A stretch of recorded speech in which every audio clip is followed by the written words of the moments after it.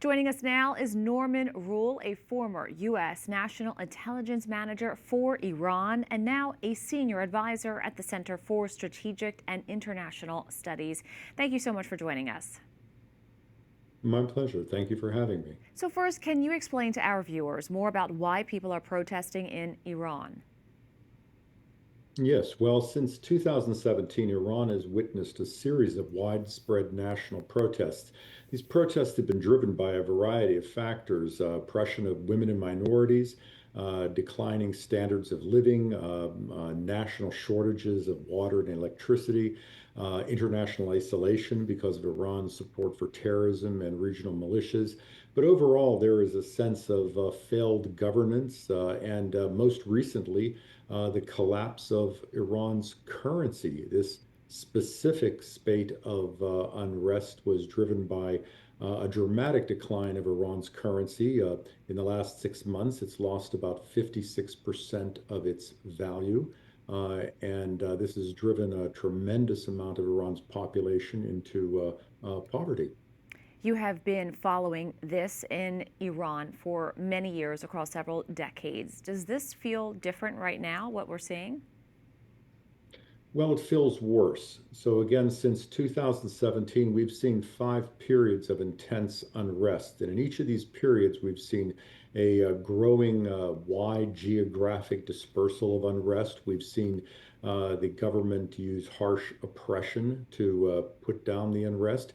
But in each case, you see a disillusioned population. This is a government that has lost touch with its people.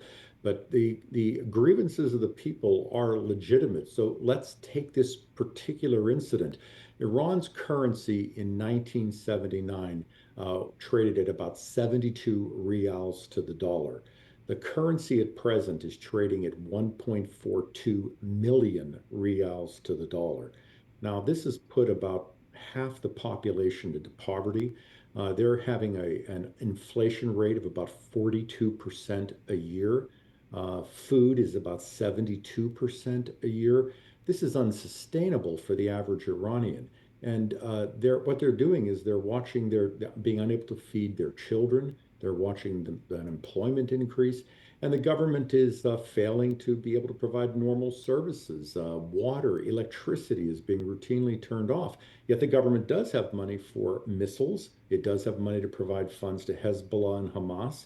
And the people do not understand this, and they're protesting en masse. So you described an extremely oppressive situation. President Trump said today the U.S. will intervene if Iran kills protesters. What kind of action do you think the U.S. could take?